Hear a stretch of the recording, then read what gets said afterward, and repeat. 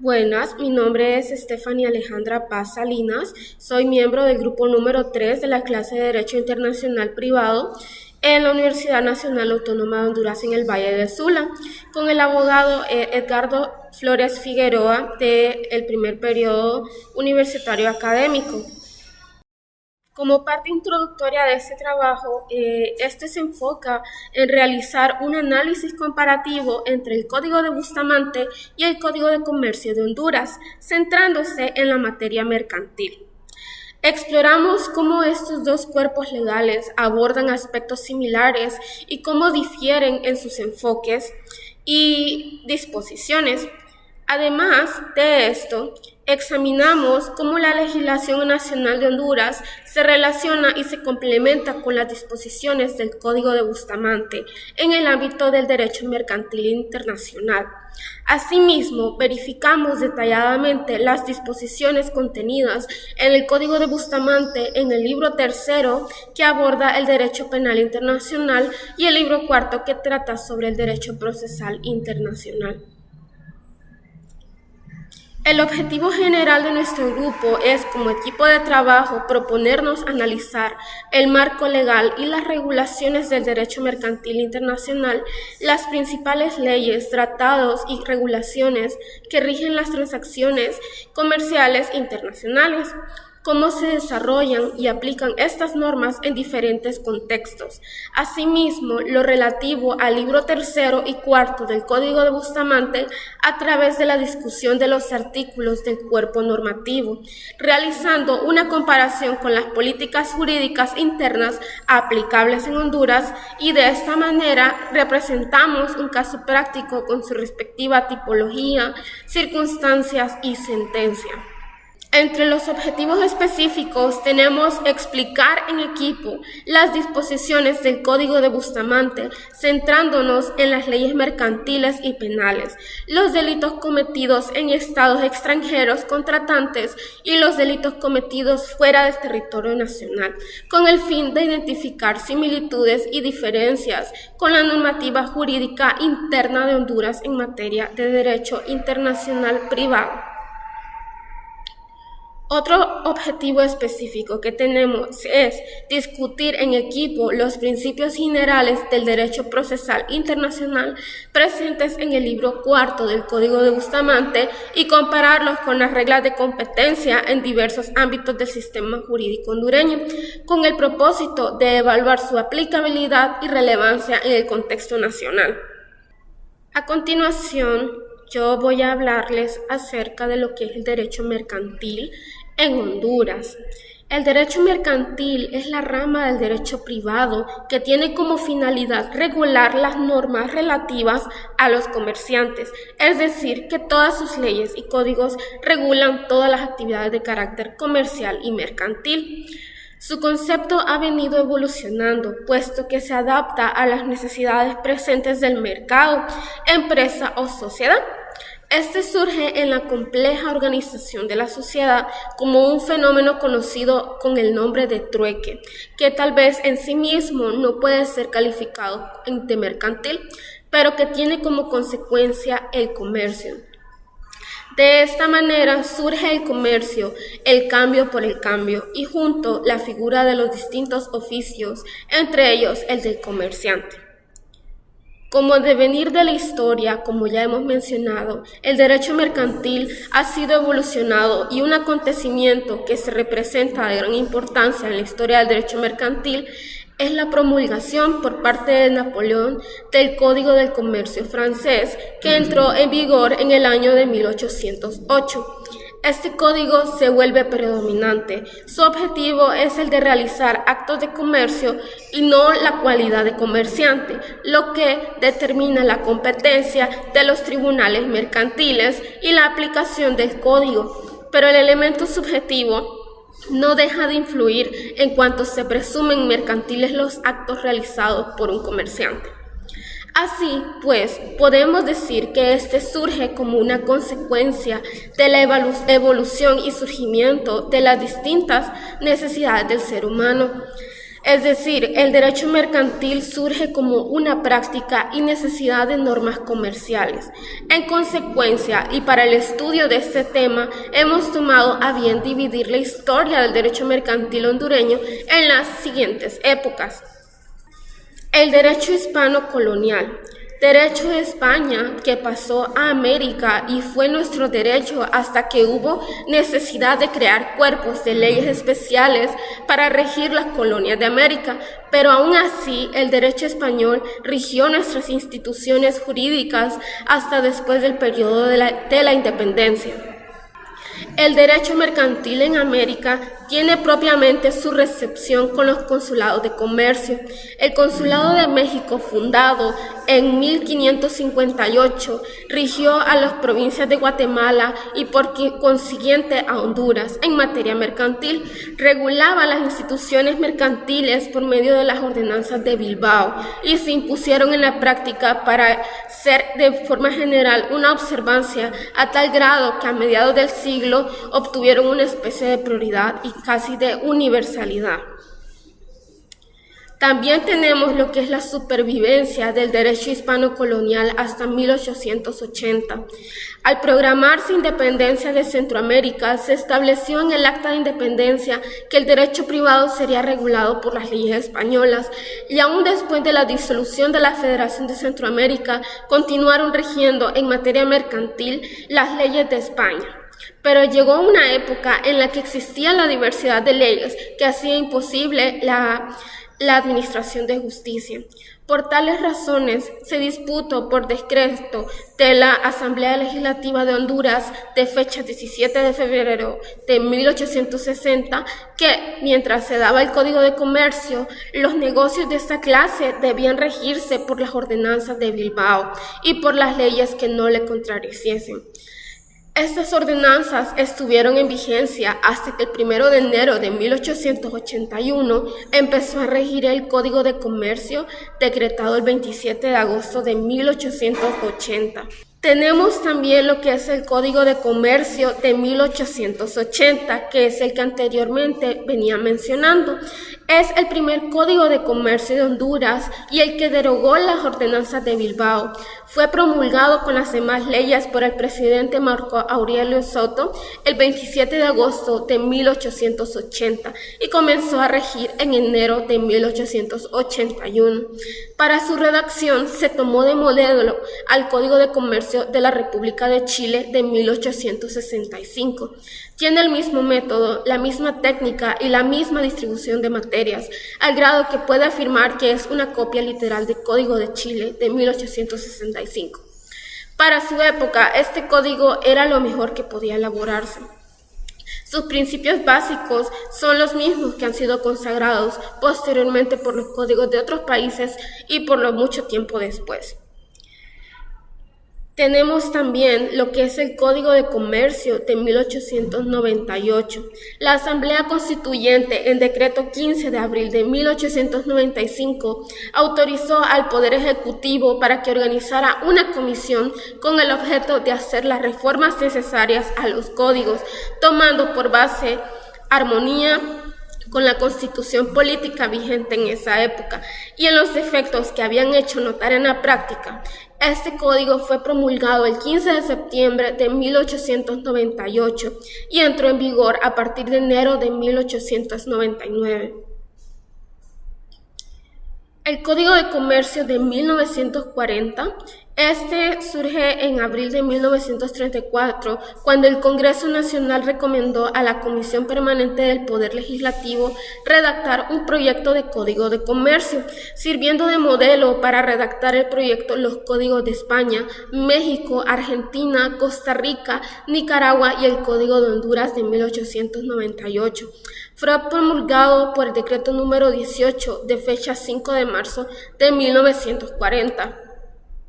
El derecho mercantil hondureño a lo largo de la historia ha ido evolucionando y desarrollándose. No obstante, a pesar de esto, actualmente sigue en vigor el Código de 1950, el cual ha sido objeto de continuas reformas y nuestras leyes o decretos, reglamentos especiales y convenios internacionales que se van incorporando a nuestro derecho mercantil. A continuación, voy a proseguir con el derecho mercantil internacional. El derecho mercantil es una rama del derecho que regula las relaciones jurídicas derivadas de las actividades comerciales y empresariales. Su objetivo principal es establecer un marco legal para regular las transacciones comerciales, proteger los intereses de los comerciantes y promover la eficiencia económica. Esta rama del derecho tiene una gran importancia en el ámbito jurídico, ya que proporciona a las normas y principios que rigen las transacciones comerciales, los contratos mercantiles, la propiedad intelectual, la competencia desleal, entre otros fundamentos aspectos para el funcionamiento del mercado y la economía en general. Lo que fue en la Edad Media, surgieron las primeras regulaciones específicas para el comercio. Durante este periodo, las ciudades-estado y las corporaciones de comerciantes comenzaron a establecer sus propias leyes y tribunales para resolver disputas comerciales. En la actualidad, el derecho mercantil se enfrenta a nuevos desafíos debido a la creciente digitalización de la economía, el comercio electrónico, las criptomonedas y las plataformas digitales han generado de nuevas formas de hacer negocios y han planteado nuevas interrogantes legales. Por ejemplo, la protección de datos personales, la regulación en las ventas en línea y la responsabilidad de los intermediarios en las transacciones digitales, que son temas que requieren una regulación específica y actualizada. Además de esto, la globalización y la integración económica ha llevado a un aumento en las transacciones internacionales y a la necesidad de una mayor armonización de las normas comerciales a nivel global. En este contexto, organismos internacionales como la Organización Mundial del Comercio desempeñan un papel fundamental en la promoción de la liberación del comercio y la resolución de disputas comerciales entre países. Los antecedentes del derecho mercantil se remontan al derecho romano, donde se establecieron las primeras normas que regulaban las actividades comerciales. En el derecho romano, las transacciones comerciales eran reguladas por el ius gentium, un conjunto de normas que regían las relaciones entre los ciudadanos romanos y los extranjeros. Además de esto, se crearon las primeras instituciones mercantiles, como los societas, que eran asociaciones de comerciantes que se unían para llevar a cabo una actividad comercial conjunta. La Revolución Industrial también fue un periodo de transformación económica, social y tecnológica que tuvo lugar en Europa. Esta revolución trajo consigo una serie de cambios significativos en la forma en que llevaban a cabo las actividades comerciales. Esto dejó un impacto directo en el desarrollo del derecho mercantil. Uno de los principales hitos de la revolución del derecho mercantil durante la Revolución Industrial fue la consolidación y el desarrollo de las sociedades anónimas. Estas sociedades permitían a los emprendedores reunir capital de diferentes inversores para financiar grandes proyectos comerciales e industriales. Dando por consiguiente lo que es la exposición, vamos a hacer un pequeño análisis de lo que es el libro segundo del Código de Bustamante, el Derecho Mercantil Internacional, título primero, de los comerciantes y del comercio en general. Iniciamos con el Código de Bustamante en el artículo 232, el cual dice que se determina la capacidad para ejercer el comercio y para intervenir en actos y contratos mercantiles se regula por la ley personal de cada interesado. Es importante entender el concepto de actos y contratos mercantiles. Un acto de comercio es la acción de poder negociar un intercambio de bienes o servicios con ánimo de lucro. Y este pacto genera derechos y obligaciones a las partes y tiene como objeto actos de comercio.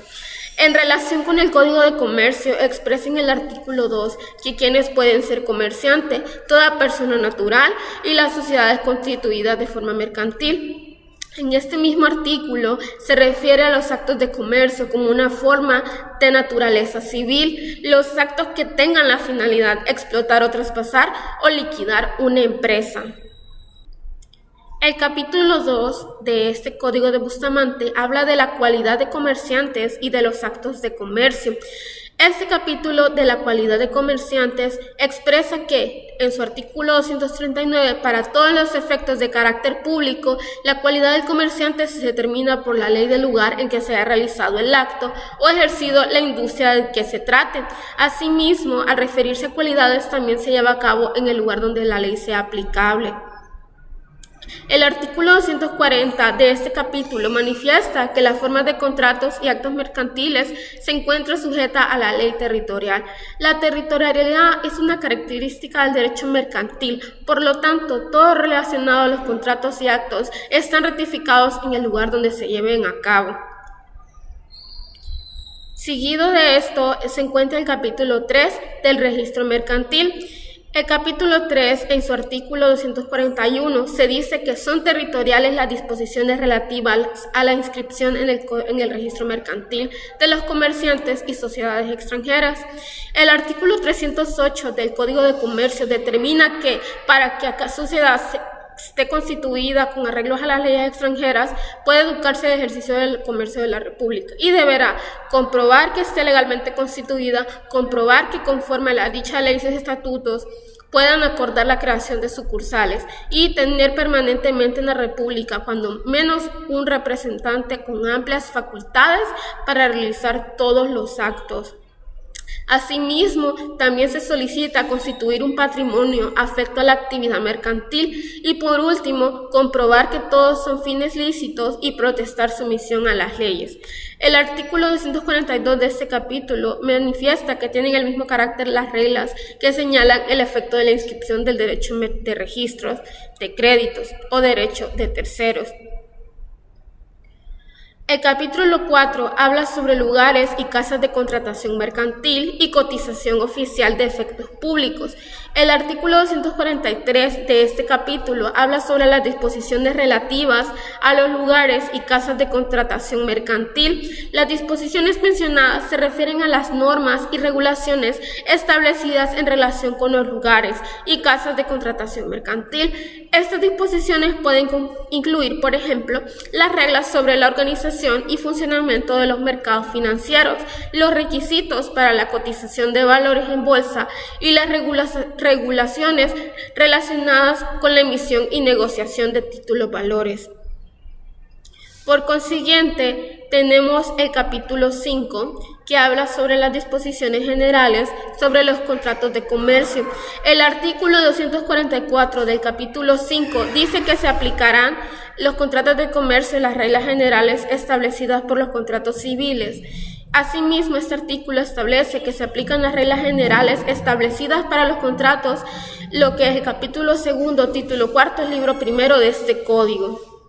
Estos términos pueden incluir, por ejemplo, cláusulas que otorgan periodos de gracia para el cumplimiento de obligaciones.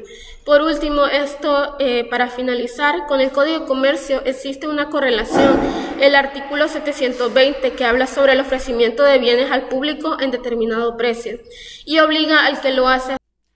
Título 2 de los contratos especiales del comercio, que nos habla el Código de Bustamante. Vamos a definirlo un poco, que dice que los contratos especiales del comercio son acuerdos legales diseñados para cubrir situaciones específicas dentro del ámbito comercial. Ejemplos comunes incluyen contratos de distribución, franquicias, leasing, entre otros. Cada uno tiene sus propias características y requisitos particulares según las necesidades y circunstancias de las partes involucradas. Ahora veremos y analizaremos el capítulo 1 de este mismo título, que nos habla de las compañías mercantiles. En el artículo 247 nos menciona que el carácter mercantil de una sociedad colectiva o comanditaria se determinará por la ley a que esté sometida el contrato social y, en su defecto, por la del lugar que tenga su domicilio comercial. Si estas leyes no distinguieran entre una sociedad mercantil y civil, se aplicará el derecho del país en que la cuestión se someta a juicio. El carácter mercantil de una sociedad anónima depende de la ley del contrato social, en su defecto de la del lugar en que se celebren las juntas generales de accionistas y por su falta de las que aquel en que residan normalmente su consejo o junta directiva. Si estas leyes no distinguieren entre sociedades mercantiles y civiles, tendrá uno u otro carácter que esté o no inscrita en el registro mercantil del país donde la cuestión haya de juzgarse. A falta de registro mercantil, se aplicará el derecho local de este último país.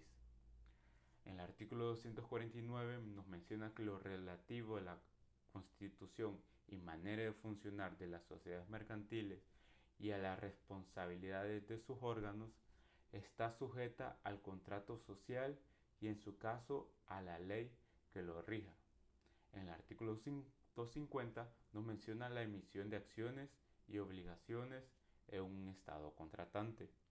Las formas y garantías de publicidad y la responsabilidad de los gestores de agencias y sucursales respecto de terceros se someten a la ley territorial. Son también territoriales las leyes que subordinen las sociedades a un régimen especial por razón de sus operaciones. Las sociedades mercantiles debidamente constituidas en un estado contratante disfrutarán de la misma personalidad jurídica en los demás, salvo las limitaciones del derecho territorial. Ahora tocaremos nuestro capítulo número 2, que nos habla de la comisión mercantil. En el artículo 254 nos menciona que son de orden público internacional las prescripciones relativas a la forma de la venta urgente por el comisionista para salvar en lo posible el valor de las cosas en que la comisión consista. En el artículo 255 nos menciona que las obligaciones del factor se sujetan a la ley del domicilio mercantil del mandante. Siguiendo ahora con el siguiente capítulo, nos habla del capítulo 3 del depósito y préstamo mercantiles en el Código de Bustamante en el área mercantil. El artículo 256 nos menciona las responsabilidades no civiles del depositario. Se rigen por la ley del lugar del depósito. En el 257 la tasa o libertad del interés mercantil son de orden público internacional. También son territoriales las disposiciones referentes al préstamo con garantía de efecto cotizable hecho en bolsa o intervención de agente colegiado o funcionario oficial. Ahora el capítulo del transporte terrestre. En el artículo 259, en los casos de transporte internacional no hay más que un contrato regido por la ley que le corresponda según su naturaleza. Para los plazos y formalidades y ejercicio de acciones surgidas de este contrato y no previstos en el mismo, se rigen por la ley del lugar en que se produzcan los hechos y de los orígenes. Ahora tocaremos nuestro capítulo 5 de los contratos de seguro. En el artículo 261 nos habla el contrato de seguro contra incendios se rige por la ley del lugar donde radique el efectuarlo, la cosa asegurada. Los demás contratos de seguro siguen la regla general, regulándose por la ley personal común de las partes o en su defecto por la del lugar de la celebración, pero las formalidades externas para comprobar hechos u omisiones necesarias al ejercicio o a la conservación de acciones o derechos se sujetan a la ley del lugar en que se produzca el hecho o omisión que les hace surgir. Nuevamente seguimos avanzando, ahora tocamos la parte del contrato y letra de cambio y efectos mercantiles análogos. La forma de giro, endoso, fianza, intervención, aceptación y protesto de una letra de cambio se somete a la ley del lugar en que cada uno de dichos actos se realice. A falta de convenio expreso o tácito, las relaciones jurídicas entre el librador y el tomador se rigen por las leyes del lugar en las que la letra se gira. En igual algunos casos, las obligaciones y derechos entre el aceptante y el portador se regulan por la ley del lugar en que se ha efectuado la aceptación. En el artículo 226 nos menciona que en la misma hipótesis los efectos jurídicos que el endoso produce entre endosante y endosario depende de la ley del lugar y en qué letra la ha sido endosada. Ahora en el título tercero hablamos del comercio marítimo y aéreo. Ahora tocamos nuestro título tercero con el capítulo 1 que nos habla de los buques y aeronaves. Lo que ahora nos dice que la nacionalidad de las naves se prueba por la patente de navegación en la certificación del registro y tiene el pabellón como signo distintivo aparente.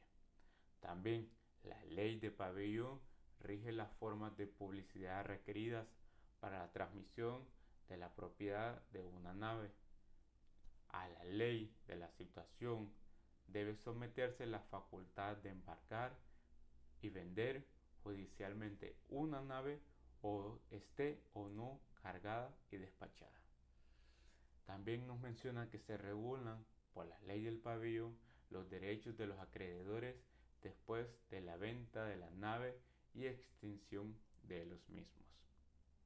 En el capítulo 2 de este mismo título nos menciona de los contratos especiales del comercio marítimo y aéreo.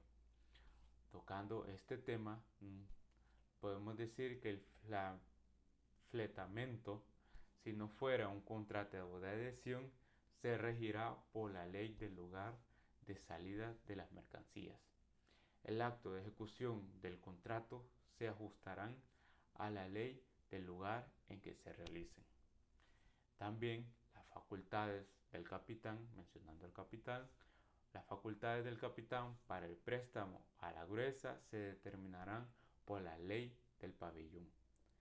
También el contrato del préstamo a la gruesa, salvo pacto en contrario, se sujeta a la ley del lugar en que el préstamo se efectúa. Para determinar si la avería es simple o gruesa y proporción en que se distribuyen a soportar la nave y el cargamento, se aplicará la ley del pabellón. También el abordaje fortuito en aguas territoriales o en aire nacional se somete a la ley del pabellón si fuera común. Por último, tocamos el título 4 de la prescripción. Título único que dice que la prescripción de las acciones nacidas de los contratos y actos mercantiles se ajustará a las reglas establecidas en este código respecto a las acciones civiles. En conclusión, la regulación de los actos de comercio, ambos códigos, el hondureño y el código de Bustamante, menciona que aunque en enfoques ligeramente diferentes,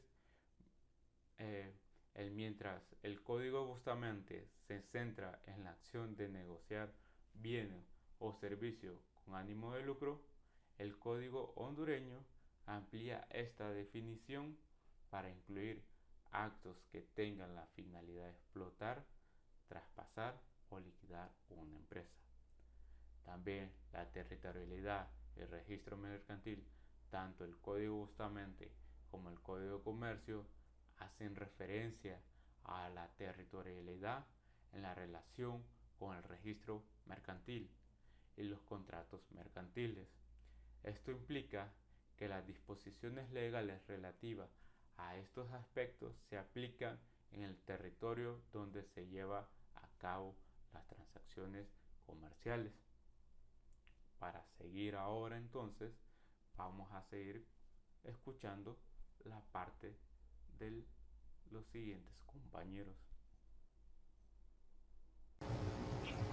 Buenos días, abogado. Mi nombre es Cristian Alexander Isaguirres Membreño, con número de cuenta 2018-2003-061, y después de que mis compañeros la hayan expuesto acerca de la historia del derecho mercantil y también hayan analizado y comparado en su totalidad los artículos del libro segundo del Código de Bustamante, ahora me toca a mí comenzar con esta segunda parte del video, que trata acerca del libro tercero y el libro cuarto del Código de Bustamante.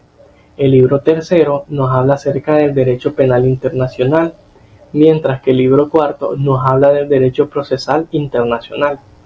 Y también hablaré acerca de la historia del derecho penal internacional y la historia del derecho penal en nuestro país, es decir, en Honduras. La historia del derecho penal internacional se remonta a finales de la Primera Guerra Mundial, con la firma del Tratado de Versalles de 1919. Este tratado estaba diseñado para imponer responsabilidades penales a aquellas personas que cometieron crímenes de guerra durante la Primera Guerra Mundial, y también tenía como propósito llevar a juicio a los líderes de los países acusados de comenzar la Primera Guerra Mundial, como al emperador alemán Guillermo II. Sin embargo, la efectividad de este Tratado de Versalles se vio obstaculizada por la negativa de los países donde se encontraban estos líderes a entregarlos. Posteriormente surgieron los tribunales de Nuremberg y Tokio al finalizar la Segunda Guerra Mundial en el año de 1945 y 1946 respectivamente. Estos tribunales marcaron un acontecimiento muy importante en la evolución del derecho penal internacional, al enjuiciar a responsables de crímenes de guerra, crímenes contra la humanidad y crímenes contra la paz durante la Segunda Guerra Mundial. En los juicios de Nuremberg se condenaron a varios líderes nazis por las atrocidades que cometieron durante la Segunda Guerra Mundial, mientras que en el Tribunal de Tokio se hizo algo similar, solo que ahí se enjuició a líderes japoneses por los crímenes de guerra y atrocidades que cometieron durante la Segunda Guerra Mundial. Y la siguiente etapa significativa en la historia del derecho penal internacional fue la adopción del Estatuto de Roma en el año 1988 y que entró en vigor hasta el año 2002. Este estatuto estableció lo que es la Corte Penal Internacional, la cual representó un hito muy importante en la creación de un mecanismo global y permanente para juzgar aquellos delitos graves que afecten la comunidad internacional.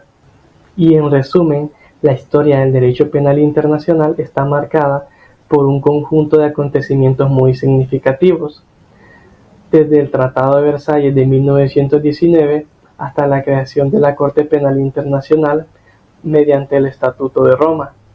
Estos hitos han sido fundamentales en la evolución y consolidación de un mecanismo global para abordar aquellos crímenes que trascienden las fronteras nacionales y afectan a la comunidad internacional en su conjunto. Ahora, después de haber hablado acerca de la historia del derecho penal internacional, ahora comenzaré con la historia del derecho penal en nuestro país. Y es que el derecho penal en Honduras durante el periodo colonial estaba influenciado por leyes españolas y leyes de Indias, que establecían las bases legales para el funcionamiento de los tribunales y de la administración de la justicia en el territorio colonial. Las normas impuestas por la corona española regían los delitos y las penas en el territorio, bajo la jurisdicción de los funcionarios coloniales y los tribunales locales. Después del periodo colonial viene el primer Código Penal de Honduras, que fue promulgado en el año de 1880, que fue una adaptación del Código Penal de Chile de 1874. Y este a su vez estaba basado en el Código Penal español de 1848 con algunas influencias italianas. Y este primer Código Penal de Honduras estableció una serie de penas, entre las cuales estaba la celda o grillete y la celda solitaria y la incomunicación.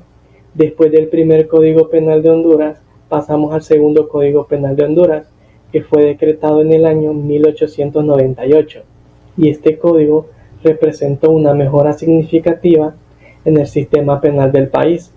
Este código fue redactado por juristas hondureños y se basaba en el Código Español de 1870 e introdujo cambios muy importantes como la abolición de la pena de muerte. Ahora, después de haber hablado del segundo Código Penal de Honduras, pasamos al Código Penal de 1983, y este código marcó un punto de inflexión muy importante en la historia del derecho penal hondureño, porque pasamos de un sistema inquisitivo, escrito y secreto a un sistema acusatorio, oral y público.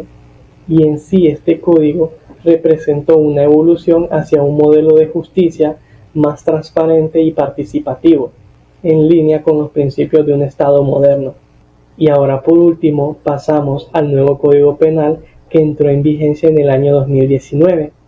Este código representa un paso adelante en la modernización y fortalecimiento del sistema penal hondureño, ya que este código cuenta con una lista actualizada y ampliada de delitos tipificados. También cuenta con un ajuste en las penas a delitos anteriores ya establecidos, y también incluye disposiciones específicas para abordar delitos emergentes, como la corrupción y los delitos cibernéticos. Y en sí, este código refleja el compromiso de Honduras por buscar una justicia más equitativa y proporcional. Y en resumen, después de haber visto las etapas del derecho penal en Honduras, podemos ver cómo el derecho penal en nuestro país ha ido evolucionando y cambiando y adaptándose con el transcurso del tiempo, hasta lo que tenemos hoy en día, que es el nuevo Código Penal que entró en vigencia en el año 2019. Bueno, después de haber expuesto acerca de la historia del derecho penal internacional y también haber expuesto acerca de la historia del derecho penal en Honduras, ahora me toca comenzar con el libro tercero del Código de Bustamante, que trata sobre el derecho penal internacional, y su capítulo 1 se llama de las leyes penales. El artículo 296 del Código de Bustamante establece que las leyes penales obligan a todos los que residen en el territorio, sin más excepciones que las establecidas en este capítulo. Y en comparación con el artículo 10 del Código Penal de Honduras, que establece que la ley penal se aplica a todas las personas mayores de 18 años, y en el caso de ser menores de edad, se aplicará la legislación penal para la niñez infractora. Y por lo tanto, podemos ver que en ambos artículos se aplica o se habla acerca de la aplicación de la ley penal a las personas, ya sea en nuestro territorio nacional o en el ámbito internacional. Luego, el artículo 297 del Código de Bustamante establece que están exentos de responsabilidad penal en cada estado los jefes de otros estados que se encuentren en su territorio, y comparándolo con el artículo 11 del Código Penal de Honduras, que establece que la legislación penal no se aplica a los jefes de estado mientras se encuentren en territorio hondureño, y esto de conformidad con los convenios y tratados internacionales adoptados por Honduras. Luego, el artículo 298 del Código de Bustamante establece que gozan de igual excepción los representantes diplomáticos de los estados contratantes en cada uno de los demás, así como sus empleados extranjeros y las personas que sean familiares de ellos. Y esto lo podemos comparar con el artículo 11 del Código Penal, que establece que la legislación penal hondureña no se aplica a los agentes diplomáticos de otros estados y demás personas que gocen de inmunidad jurisdiccional. Y por lo tanto podemos ver que estos dos artículos hablan sobre la exención de responsabilidad penal a aquellas personas relacionadas con la diplomacia. Luego, el artículo 299 del Código de Bustamante establece que no son aplicables las leyes penales de un estado a los delitos cometidos en el perímetro de las operaciones militares, cuando autorice el paso por su territorio de un ejército de otro estado contratante. Y esto lo podemos comparar con el artículo 9 del Código Penal de Honduras, donde se nos habla sobre la aplicación extraterritorial de la ley penal hondureña en ciertos casos específicos, como cuando la conducta es punible tanto en el lugar donde se cometió el delito como en el territorio nacional. Y por lo tanto, en estos dos artículos podemos ver que se nos habla acerca de la extraterritorialidad de la ley penal, ya sea en el territorio hondureño o también en el ámbito internacional. Luego, el artículo 300 del Código de Bustamante establece que la misma sección de responsabilidad penal se aplica a los delitos cometidos en aguas territoriales o en el aire nacional, y también a bordo de naves y aeronaves extranjeras de guerra. Y ahora pasaré con el artículo 302 del Código de Bustamante, porque el artículo 301, en él se nos habla más de lo mismo que he mencionado anteriormente, sobre la excepción de responsabilidad o sobre la responsabilidad penal cuando se trata de aguas y territorio nacional de un estado contratante. Así que por eso mejor pasaré al 302. Y el artículo 302 del Código de Bustamante establece que cuando los actos de que se componga un delito se realicen en estados contratantes diferentes, cada estado puede castigar el acto realizado en su país siempre y cuando constituya un delito individualmente. Luego, el artículo 303 del Código de Bustamante establece que si se trata de delitos conexos en territorios de más de un estado contratante, solo estará sometido a la ley penal de cada uno el delito cometido en su territorio. Y por último, el artículo 304 del Código de Bustamante establece que ningún estado contratante podrá aplicar en su territorio leyes de otros países. Bueno, y ahora después de haber visto el capítulo 1, que se llama de las leyes penales, que estuvo muy interesante la verdad, ahora pasaré a hablar acerca del capítulo 2, que se llama delitos cometidos en un estado extranjero contratante. El artículo 305 del Código de Bustamante establece que están sujetos en el extranjero a las leyes penales de cada estado contratante aquellas personas que cometieron un delito contra la seguridad interna de dicho estado contratante, independientemente de la nacionalidad o del domicilio donde se encuentre esa persona. Y esto lo podemos comparar con el artículo 9 del Código Penal de Honduras, donde se establece la extraterritorialidad de la ley penal hondureña para aquellos casos que pongan en peligro la seguridad de nuestro país. Luego, el artículo 306 del Código de Bustamante establece que todo nacional de un estado contratante o todo extranjero domiciliado en él que cometa en el extranjero un delito contra la independencia de ese estado queda sujeto a sus leyes penales. Y este artículo 306 del Código de Bustamante lo podemos volver a comparar con el artículo 9 del Código Penal de Honduras, donde se establece la extraterritorialidad de la ley penal para ciertos casos en específico y generalmente que atenten contra la seguridad del país. Y por último, de este capítulo tenemos el artículo 307 del Código de Bustamante, que establece que también estarán sujetos a las leyes penales del estado extranjero en que puedan ser aprehendidos y juzgados los que cometan fuera del territorio un delito que ese estado contratante se haya obligado a reprimir por un acuerdo internacional. Y este artículo 307 del Código de Bustamante lo podemos comparar con el artículo 15 de la Constitución de la República, donde se nos habla de que Honduras hace suyo los principios y prácticas del derecho internacional. Bueno, y ahora después de haber visto el capítulo 2 que se llamaba delitos cometidos en un estado extranjero contratante, ahora pasamos con el capítulo 3 que se llama delitos cometidos fuera de todo territorio nacional.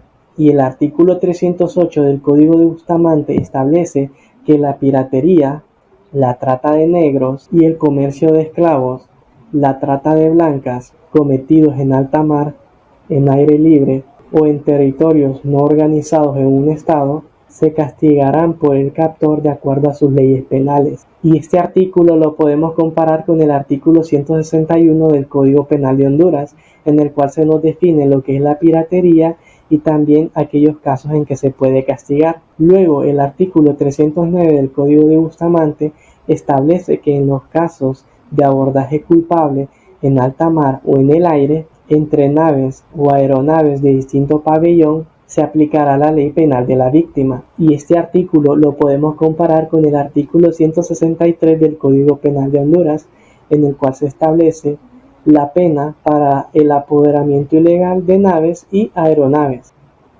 Y bueno, después de haber visto el capítulo 3, que estuvo algo corto pero muy interesante, ahora pasamos con el último capítulo, que es capítulo 4, que se llama Cuestiones varias.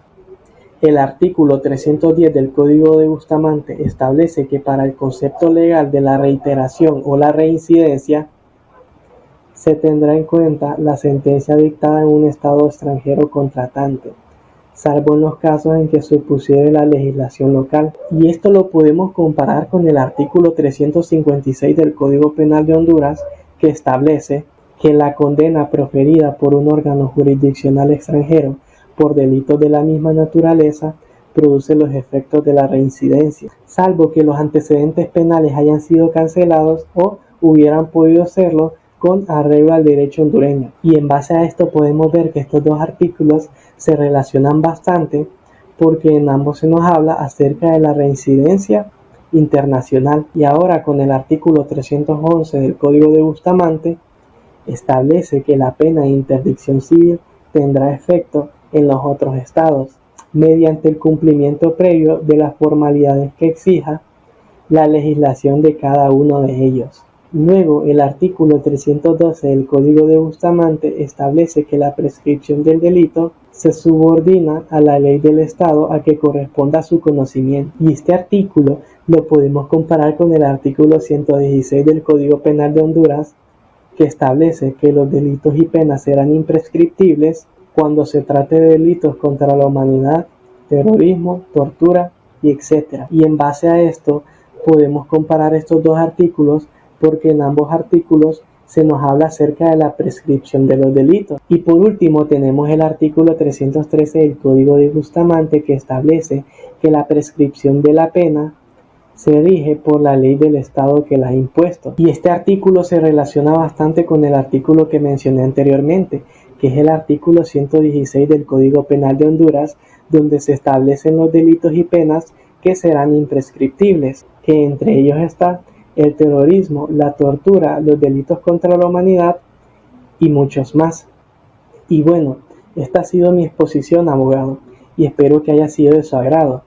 Y ahora lo dejo con mi compañero, que expondrá el libro cuarto del Código de Bustamante, que nos habla acerca del derecho procesal internacional, y espero que le guste. Hola, mi nombre es Walter Aguirre. Yo les continuaré hablando sobre el libro cuarto del Código de Bustamante. Y como una breve introducción, en el contexto de las relaciones internacionales y la cooperación entre estados, es fundamental establecer normas y principios que regulen la competencia judicial en asuntos civiles, mercantiles y penales. Los artículos que analizaremos forman parte de un tratado o código internacional, lo cual es el Código de Bustamante, en el que se busca armonizar las leyes y procedimientos judiciales entre diferentes países contratantes. Estos artículos abordan aspectos claves como la competencia judicial, las excepciones y las reglas aplicables a diferentes actores, desde particulares hasta funcionarios diplomáticos. El análisis detallado de estos artículos revela la importancia de garantizar un marco legal claro y equitativo para resolver disputas transfronterizas y promover la cooperación internacional en materia judicial. A continuación, exploraremos en detalle los principales puntos establecidos en estos artículos, que abarcan desde la competencia judicial en asuntos civiles y mercantiles hasta las reglas aplicables en materia penal y las excepciones a estas reglas. Vamos a comenzar con el artículo 314. Aquí se menciona o se hace un énfasis sobre la competencia judicial en asuntos civiles y mercantiles. El artículo 314 establece que cada estado contratante tiene la autoridad para determinar la competencia de sus tribunales, así como su organización y los procedimientos de éste.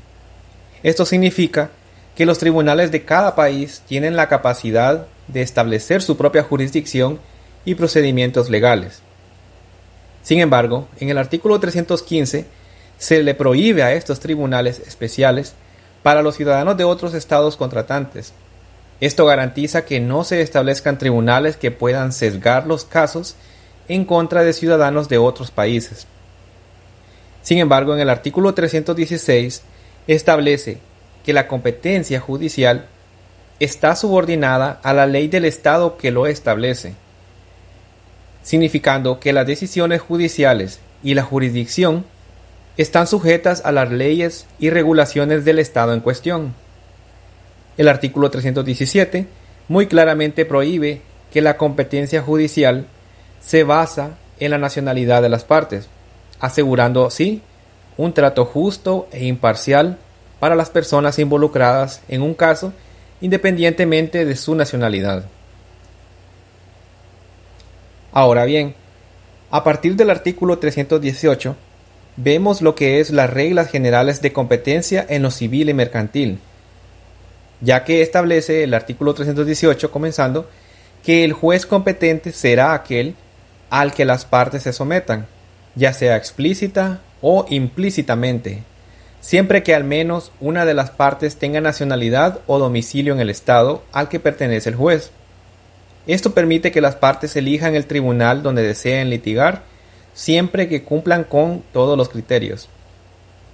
El artículo 319 especifica que la sumisión solo puede hacerse a un juez que tenga jurisdicción ordinaria y competencia para casos similares. Esto garantiza que las partes elijan un tribunal adecuado para resolver su disputa. Ahora, si nos adelantamos al artículo 321 y 322, en estos se detalla las formas de sumisión, ya sea expresa o tácita, lo que brinda claridad sobre cómo las partes pueden comprometerse con un tribunal en específico. Ya lo menciona literalmente el artículo 323, fuera de los casos de sumisión expresa o tácita, y salvo el derecho local contrario, será juez competente para el ejercicio de acciones personales el del lugar del cumplimiento de la obligación o del domicilio de los demandados y subsidiariamente el de su residencia. Los artículos 323 y 326 establecen claramente reglas sobre la competencia basada en el tipo de acción legal y la ubicación de los bienes involucrados en el caso. Esto asegura que los tribunales competentes sean aquellos con una conexión significativa con la disputa. El artículo 324 del Código de Bustamante menciona: para el ejercicio de acciones reales sobre bienes muebles, será competente el juez de la situación, y si no fuere conocida del demandante, el del domicilio y en su defecto el de la residencia del demandado. Ahora bien, explícitamente el artículo 326 dice que en los casos a que se refieran los artículos anteriores, si hubiere bienes situados en más de un estado contratante, podrá acudirse a los jueces de cualquiera de ellos, salvo que lo prohíba para los inmuebles la ley de la situación. Ahora bien, las excepciones de las reglas generales en competencia las encontramos en el artículo 333 y 334, en el cual se establecen las excepciones para los casos en los que uno de los estados contratantes o sus líderes sean parte demandada. Estas disposiciones garantizan que ciertos casos involucrados a estados se manejen de manera específica y justa. Estos detalles adicionales proporcionan una comprensión más profunda de las disposiciones y principios establecidos en los artículos mencionados. Ahora bien, si leemos claramente en el artículo 333, menciona que los jueces y tribunales de cada estado contratante serán incompetentes para conocer los asuntos civiles o mercantiles en que sean parte demandada los demás estados contratantes o sus jefes, si se ejercita una acción personal, salvo el caso de sumisión expresa o de demandas reconvencionales. En este mismo caso, lo menciona el artículo 334, y con la propia excepción, serán incompetentes cuando se ejerciten acciones reales si el estado contratante o su jefe han actuado en el asunto como tales y en su carácter público, debiendo aplicarse lo dispuesto en el último párrafo del artículo 318. Ahora continuaremos con el artículo 336, Este artículo establece que la regla anteriormente mencionada se aplica a los juicios universales, independientemente del carácter en el que actúa el Estado extranjero, contratante o su líder. Esto significa que las disposiciones sobre competencia judicial son aplicables de manera general en todos los casos judiciales, sin importar quién esté involucrado. El artículo 337 establece que las disposiciones sobre la competencia judicial mencionadas anteriormente aplican también a los funcionarios diplomáticos extranjeros y a los comandantes de buques o aeronaves de guerra. Esto asegura que estos individuos, aún estando sujetos a la inmunidad, aún así están sujetos a las circunstancias de dichos tribunales. Claramente lo menciona el artículo 338, en el que establece que los cónsules extranjeros no están exentos de la competencia de los jueces y tribunales civiles del país en el que actúan, excepto en sus actos oficiales. Esto significa que aunque los cónsules extranjeros tienen cierta inmunidad diplomática, aún están sujetos a la jurisdicción local en ciertos casos. Esto es muy importante, y continuando con el artículo 339, establece que los jueces o tribunales no pueden tomar medidas coercitivas dentro de las legaciones o consulados, ni respecto a la correspondencia diplomática o consular, sin el consentimiento de los funcionarios diplomáticos o consulares respectivos.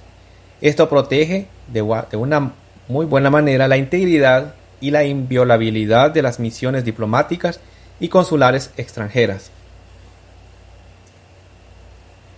Ahora bien, continuando con los artículos 340, el Código de Bustamante menciona las reglas generales de la competencia en materia penal.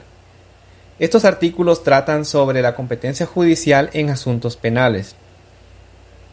Estos establecen que los jueces y tribunales del Estado donde se cometieron los delitos son competentes para juzgarlos, y esta competencia se extiende a todos los delitos y faltas que se rijan por la ley penal del Estado.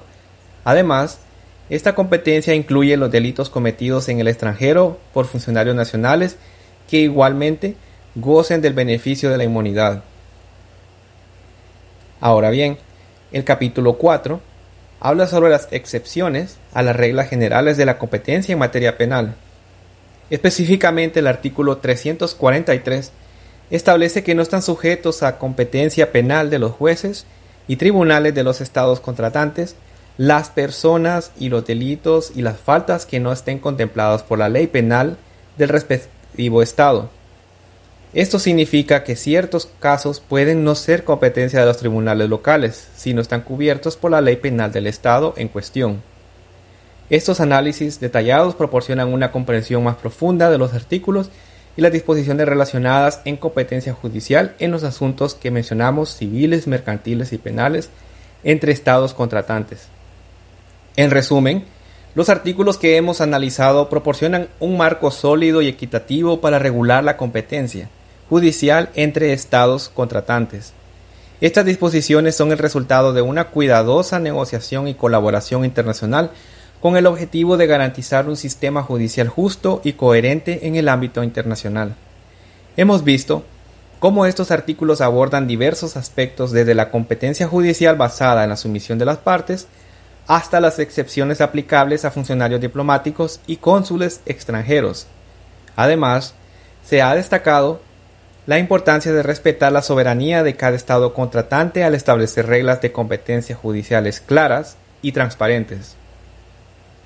Es fundamental reconocer que estos artículos no solo son un reflejo del compromiso con la justicia y el Estado de Derecho, sino también una herramienta para promover la cooperación internacional y la resolución pacífica de disputas transfronterizas. Al adherirse a estos principios y normas, los estados contratantes pueden fortalecer la confianza en el sistema judicial internacional y fomentar un entorno propicio para el comercio y la inversión. En conclusión, estos artículos representan un paso significativo hacia la creación de un marco legal internacional que promueva la equidad, la predictibilidad y el respeto mutuo entre las naciones. Como futuros abogados, es nuestro deber comprender y aplicar estos principios en nuestra práctica jurídica, contribuyendo así a un mundo más justo y seguro para todos. Muchas gracias. Buenas noches, mi nombre es Ami España y hoy les voy a hablar acerca del artículo 344 al artículo 411 y en este capítulo iniciamos hablando acerca de lo que es la extradición. Voy a dar una breve introducción para que entendamos qué es la extradición, ¿verdad? Se le conoce como extradición aquel acto mediante el cual un estado reclama a una persona referida que está en su territorio o en otro estado y se le reclama porque está inculpada o está siendo requerida para ser procesada o es convicta por el hecho de alguna comisión de un delito del orden común, a fin de que éste sea sometido a un juicio para que pueda cumplir la pena que se le sea impuesta.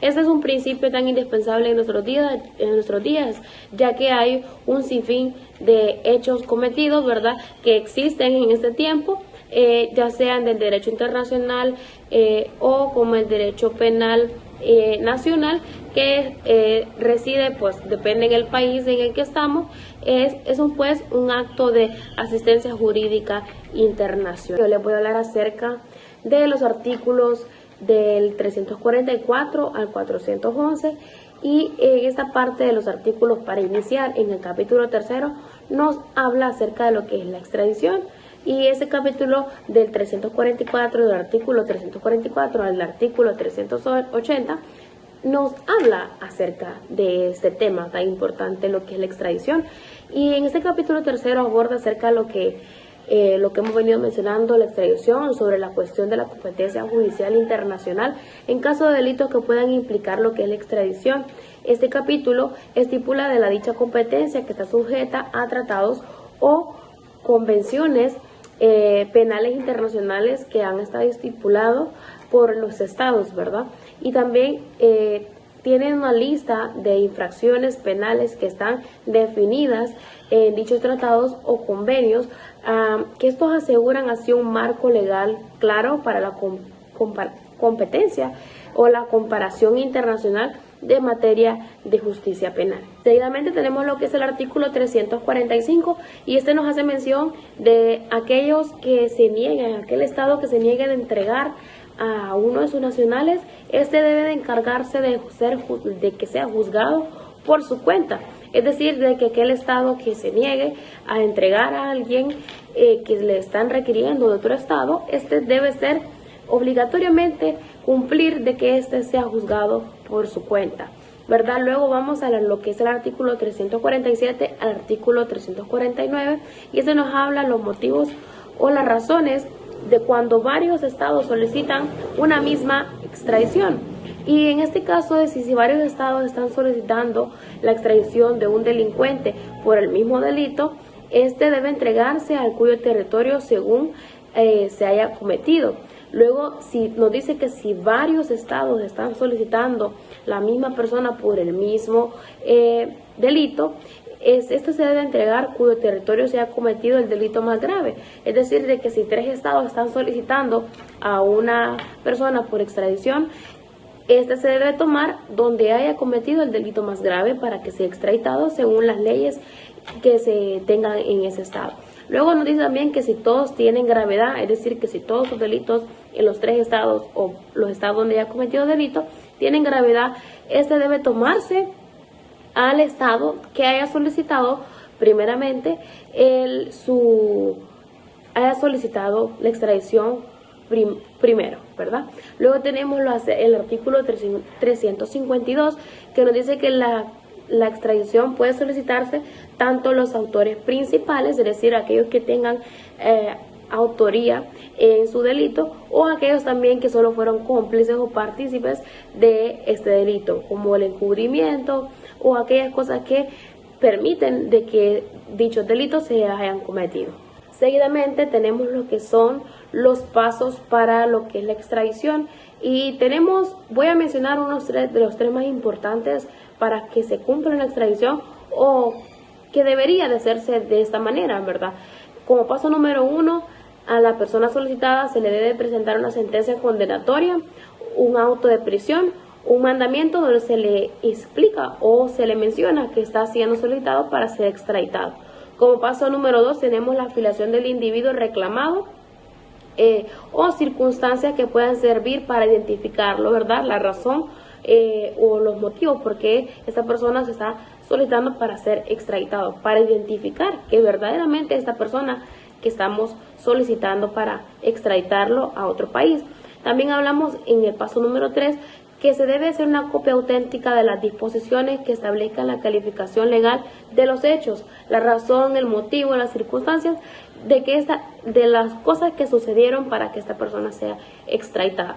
En el artículo 366 hace mención de que todos estos pasos anteriores para que pase lo que es la extradición, estos deben de ser presentados, muy importante, deben ser presentados a su legación o consulado general en el país que se le requiere. Es muy importante. Debe presentarse o a su legación o un consulado general en el país donde es requerido.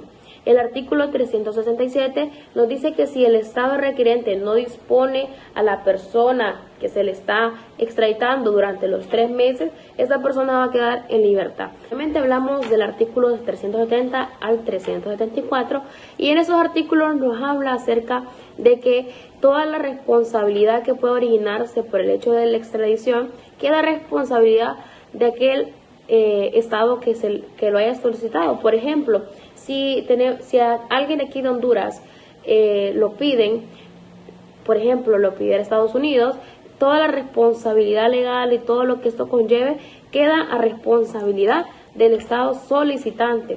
También es importante mencionar que no se le puede imponer pena de muerte por el delito de extradición, y eso lo menciona en el artículo 378 del Código de Bustamante, ¿verdad? Y luego pasamos a lo que es el artículo 381, que nos habla que negada la extradición, es decir, negada la extradición a una persona, no se puede volver a solicitar por el mismo delito. Es decir, que si una persona se le negó la extradición y dijo no, esa persona no va a ser extraditado, no va a ser extraditada, no puede volver a ser juzgado o no puede volver a ser pasado por un proceso legal de esta manera por el mismo delito. Tenemos lo que es el título 4, donde nos habla del derecho de comparecer en juicio y sus modalidades, y nos habla acerca del artículo 382 al artículo 387.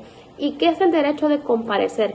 Este derecho de comparecer es el derecho que tienen todas las personas al presentarse o fundamentar y participar en el procedimiento legal.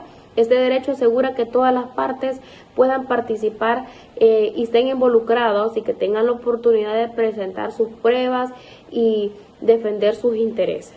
Tenemos lo que es el título 5 y hablamos acerca de los exhortos o comisiones rogatorias, y nos habla acerca del artículo 388 al artículo 387, y nos habla que los exhortos o comisiones rogatorias son mecanismos legales utilizados para solicitar la colaboración de un país, es decir, para la obtención de pruebas o testimonios que se den en el país, ¿verdad?, donde se esté solicitando, o otros elementos que de repente el juez pueda necesitar, y dado caso que, ¿verdad?, que un juez pueda necesitarlo, puede enviar un exhorto o comisión obligatoria presentándole qué necesita, ¿verdad?, para poder tener pruebas o testimonios para la culminación o la disolución de este hecho.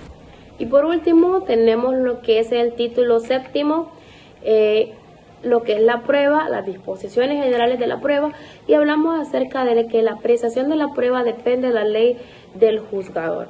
Es decir, que la ley que rige el delito o la relación del derecho objeto o del juicio civil mercantil, esto determina quién incumbe lo que es la prueba, y eso nos dice en el artículo 398 de este título 7. Las disposiciones son fundamentales, ya que para esto se garantiza que la equidad y la justicia en el proceso judicial. También en el artículo 400 nos hace mención de que la forma en que debe practicarse toda prueba se regula por la ley vigente en el lugar donde se llevó a cabo. Muchas gracias. Mi nombre es Narjuri Liliana Fernández Mesa y hoy exploraremos el derecho procesal civil internacional contenido en los artículos 412 y 437 del Código de Bustamante.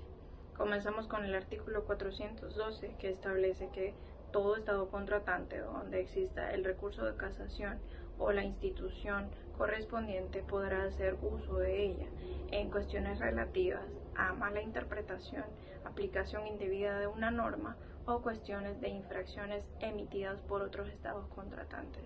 Este proceso se podrá llevar a cabo de la misma forma y con el mismo procedimiento que el estado de origen de la persona interesada en interponer dicho recurso.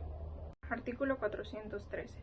Serán aplicables todas las reglas contenidas en el título anterior sobre el recurso de casación, aunque un juez o un tribunal de menor categoría haya hecho uso de ella. Artículo 414. Sobre la quiebra. Si un quebrado no tiene más que un solo domicilio, este solo será sometido a un solo juicio, donde la sentencia que haya sido emitida por el estado contratante en el cual se tenga el domicilio deberá ser seguida por los otros estados contratantes donde tenga algún tipo de representación el quebrado.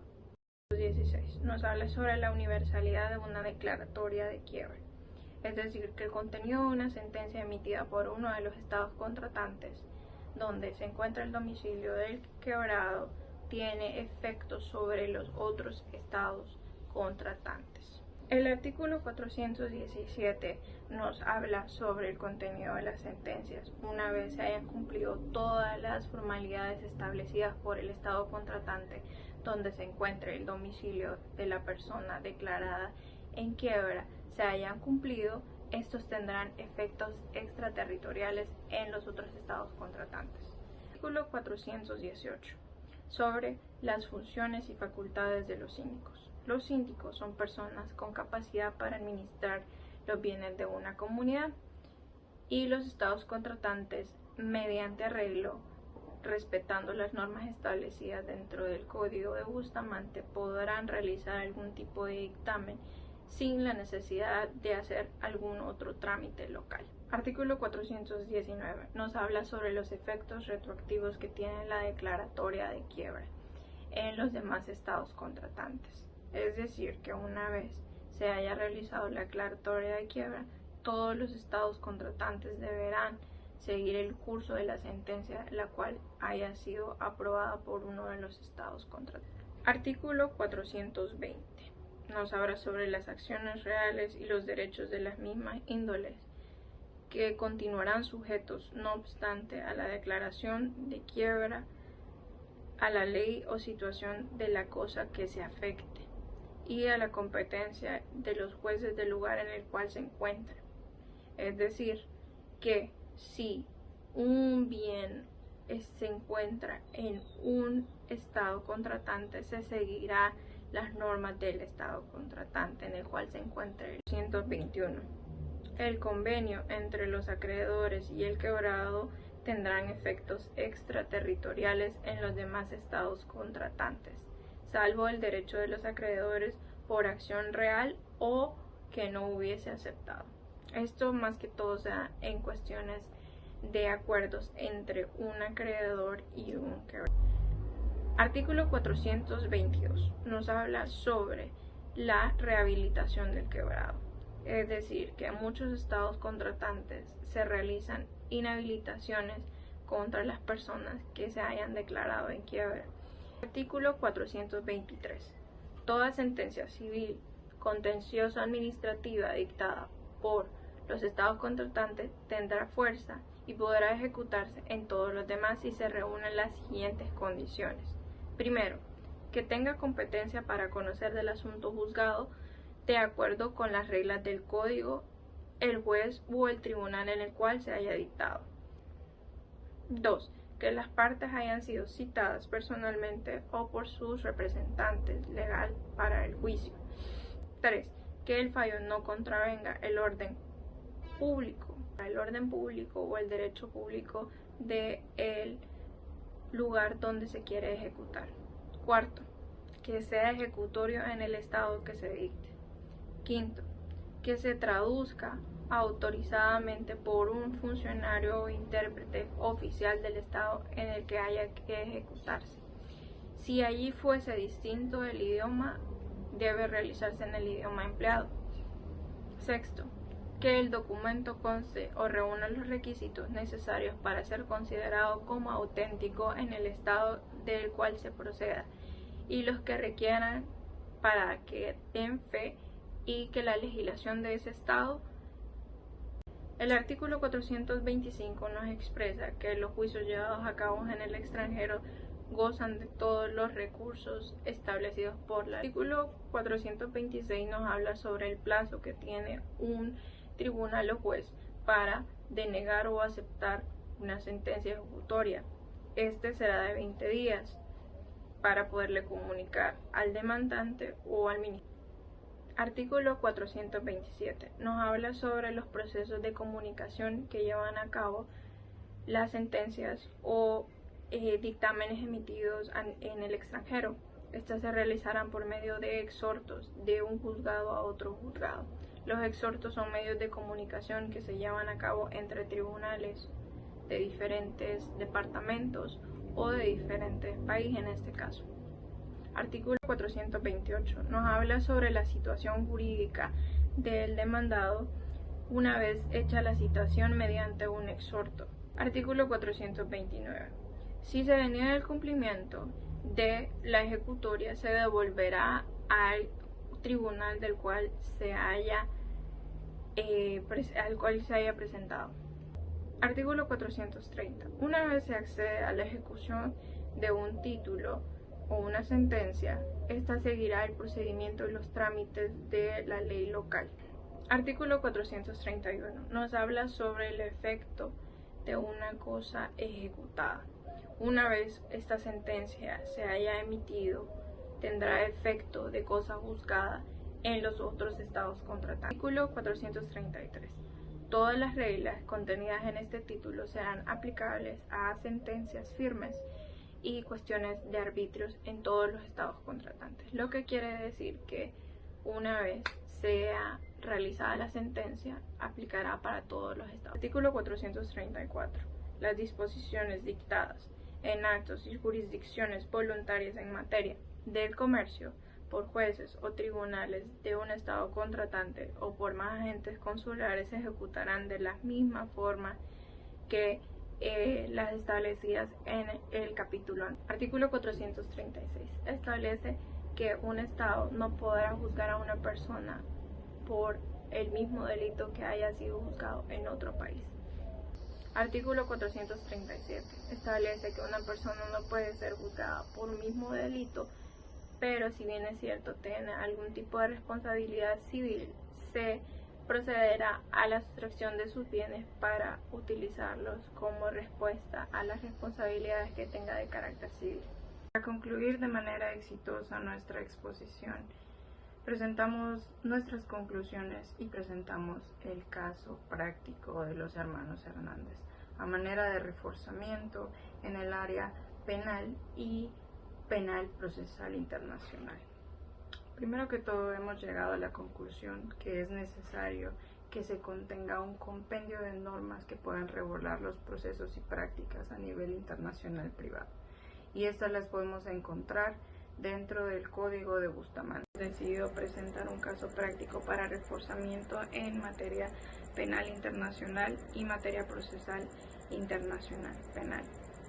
Para comenzar, debemos decir que el caso de los hermanos Hernández ha sido sumamente mediático. Analizamos el contexto en materia penal y entendemos que se les acusa de los siguientes delitos. Primero, narcotráfico. Segundo, corrupción. Tercero, tráfico de armas. Y por último, por el cual fueron extraditados, es atentado contra la salud pública de los Estados Unidos de América. En dicho caso, ellos cumplen los requisitos para llevar a cabo una extradición. Una extradición está presente dentro de las normas comprendidas para lo que es el derecho procesal internacional. Y analizamos la situación jurídica de cada uno de ellos, comprendiendo lo siguiente. Este trabajo se basa en la revisión exhaustiva y cobertura mediática del caso de los hermanos Hernández a través de un enfoque multidisciplinario que combina el derecho internacional, el derecho penal y la ciencia política. Se examinó ampliamente la situación jurídica. En noviembre del 2018, Tony Hernández fue arrestado en Miami, Florida, por los agentes de Administración y el Control de Drogas, DEA, de los Estados Unidos. Fue acusado de varios delitos relacionados al narcotráfico, incluyendo conspiración para importar cocaína a los Estados Unidos, uso de armas de fuego y el falso testimonio. Según la acusación, Tony Hernández habría colaborado con cárteles de drogas en América Central y habría utilizado su influencia política para facilitar el tráfico de drogas. Primero, los delitos de los cuales se le acusaron directamente fue conspirar para importar cocaína a los Estados Unidos. Esto constituye un atentado contra la salud pública. Tony Hernández es hermano del expresidente de Honduras, Juan Orlando Hernández. Fue condenado en marzo del 2020 en la Corte Federal de los Estados Unidos por cargos de narcotráfico. La sentencia en su contra fue dictada en marzo del 2021. Fue sentenciado a cadena perpetua más de 3. Si bien es cierto, el señor Tony Hernández tiene una condena ya establecida de cadena perpetua, que es la pena máxima que tiene un estado a prisión, el señor Juan Orlando Hernández está a espera de su segunda condena, donde ya fue condenado por primera vez a cadena perpetua también, que es una máxima de 30 años. En consecuencia, posee 2 cadenas perpetuas. Comentarios sobre el caso de los hermanos Hernández. Si bien es cierto, este caso ha generado gran relevo a nivel internacional y nacional, queremos mencionar que únicamente nuestro objetivo es académico, es decir, analizar el contexto penal y procesal penal, que hemos llegado como conclusión de que se presentan en escala los delitos de narcotráfico, atentado contra la salud pública, conspiración para tráfico de drogas, corrupción, tráfico de armas y tráfico de influencias. Y en materia procesal penal encontramos el proceso de extradición.